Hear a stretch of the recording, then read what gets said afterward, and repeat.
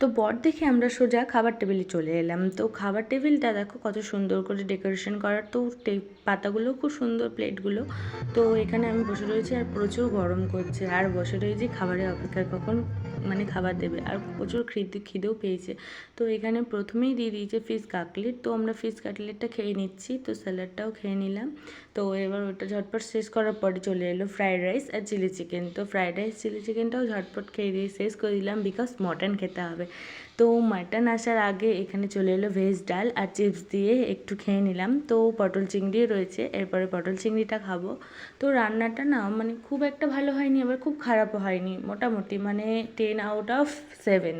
তো এরকম তো চলে এসছে মাটন, তো মাটনটা তো খেতেই হবে জানো। আর ডেকোরেশন মানে ডেকোরেটরের লোকগুলো না খুব কিপটে, হাতে উঠছেই না, 2 পিস করে মাটন দিচ্ছে। তো প্রথমে 2 পিস দিয়েছিলো, তারপরে আবার দিয়েছিলো, যেহেতু সেটার মানে ভিডিওতে নেওয়া হয়নি। তো এখানে দিয়ে দিচ্ছে চাটনি। আর জানো তো একা একা মানে এক হাতে খাওয়া আর এক হাতে ভিডিও করাটা যে কত ডিফিকাল্ট ব্যাপার, তো আমি আজকে ফার্স্ট টাইম করলাম, তো আমার কাছে মানে বিশাল বড় এক্সপিরিয়েন্স। তো এখানে মিষ্টি আমাকে দিয়েছে, তো আমাকে আরও দেবে, মানে এখানে এখানে যেই অনুষ্ঠানে হয় তো যত পারো মিষ্টি খাও। তো দইটা এত বিচ্ছিরি খেতে, দইটা তো আমি একদমই খাইনি। তো আমি লট চমচমটা খুবই ভালোবাসি। তো মিষ্টিটা দেখো, রস একদম চিপে চিপেই আমি খাই, মিষ্টি রস খাই না, আমার রসগোল্লাটা অতটা ভালো লাগে না।